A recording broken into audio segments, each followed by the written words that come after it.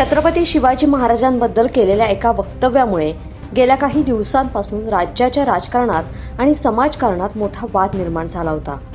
Social मीडियावर या वक्तव्याचा चुकीचा अर्थ लावला गेल्याचा दावा करत आज अखेर बागेश्वर धामचे पंडित धीरेंद्र कृष्ण शास्त्री यांनी नागपुरातील पत्रकार परिषदेत आपली भूमिका स्पष्ट केली आहे. छत्रपती शिवाजी महाराजांबद्दल केलेल्या एका वक्तव्यामुळे गेल्या काही दिवसांपासून राज्याच्या राजकारणात आणि समाजकारणात मोठाच वाद निर्माण झालाय. सोशल मीडियावर या वक्तव्याचा चुकीचा अर्थ लावला गेल्याचा दावा करत आज अखेर बागेश्वर धामचे पंडित धीरेंद्र कृष्ण शास्त्री यांनी नागपुरातील पत्रकार परिषदेत आपली भूमिका स्पष्ट केली आहे. पत्रकार परिषदेत बोलताना धीरेंद्र शास्त्रींनी स्पष्ट केलं की ज्या स्वराज्य आणि हिंदू राष्ट्राच्या संकल्पनेचा मी आदर करतो त्यात छत्रपती शिवरायांचे स्थान सर्वोच्च आहे. त्यांच्याविषयी नकारात्मक विचार तर दूरच, मी स्वप्नातही असा विचार करू शकत नाही. आज हिंदू समाज जिवंत असण्याचं सर्वात मोठं श्रेय त्यांनी महाराजांनाच दिलं आहे. या संपूर्ण वादावर त्यांनी नेमकं काय म्हटले पाहूयात त्यांच्याच शब्दात. एक विषय आपके बोलने के पहले हम स्वविवेक से शुरू और करना चाहेंगे. हमारा आना परसों राष्ट्रीय स्वयंसेवक संघ के एक कार्यक्रम में भारत दुर्गा माता मंदिर में भूमि पूजन में हमें जाने का सौभाग्य मिला.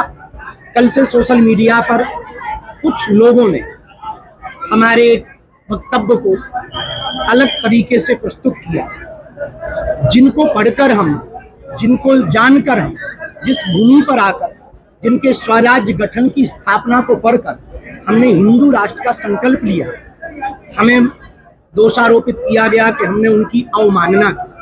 इस बात को लेकर के हमारे मन में बहुत दुख है, बहुत हमारे मन में खेद है कि जिनको पढ़कर हमने हिंदवी स्वराज्य की स्थापना को पढ़कर हिंदू राष्ट्र का संकल्प लिया, हम उनकी अवमानना तो दूर की बात है, स्वप्न में भी कोई निंदा करे तो हम सुन भी नहीं सकते. और हम तो क्या, इस देश का प्रत्येक सनातनी यदि आज जीवित है, जिंदा है, हिंदुत्व के लिए यदि वो सजग है, तो सबसे बड़ा श्रेय छत्रपति वीर शिवाजी महाराज का.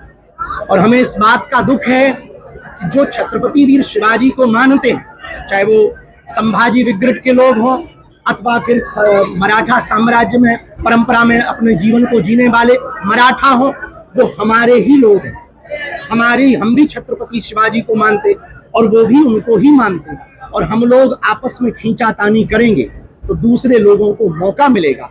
हमारा 1% भी इस प्रकार का कोई मत नहीं था, ऐसा कोई विचार नहीं था कि हम छत्रपति, हमने गुरु महिमा के प्रति कितने वो समर्पित थे.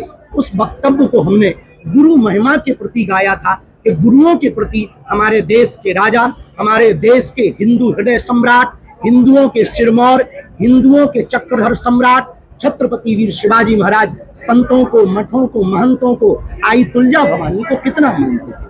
उस भाव को कहने का तरीका हमारी अपनी भाषा में था, जिसको कुछ लोगों ने अनर्थ करके गलत प्रस्तुत किया. किसी को उससे ठेस पहुंचा हो तो हम उसके लिए हृदय से क्षमा प्रार्थी भी हैं. पर हम ये भी कहेंगे कि हमारी बात को अनर्गल प्रस्तुत ना किया जाए, क्योंकि हम जीते भी शिवाजी के, छत्रपति शिवाजी के लिए है, मरते भी उनके लिए है, हमारा जीवन भी उनके स्वराज्य की स्थापना के लिए है. और हम हिंदू राष्ट्र की कल्पना या विचारधारा हमने जो ली है वो उनसे ही ली है, तो हम भला स्वप्न में उनकी कैसे अवमानना कर सकते. या जाहीर स्पष्टीकरणानंतर आणि धीरेंद्र शास्त्रींनी मागितलेल्या माफीनंतर आता हा वाद शांत होणार का हे पाहणं महत्त्वाचं ठरेल. मात्र छत्रपती शिवाजी महाराजांच्या अस्मितेचा मुद्दा महाराष्ट्रात किती संवेदनशील आहे हे या प्रकरणावरून पुन्हा एकदा स्पष्ट झाले.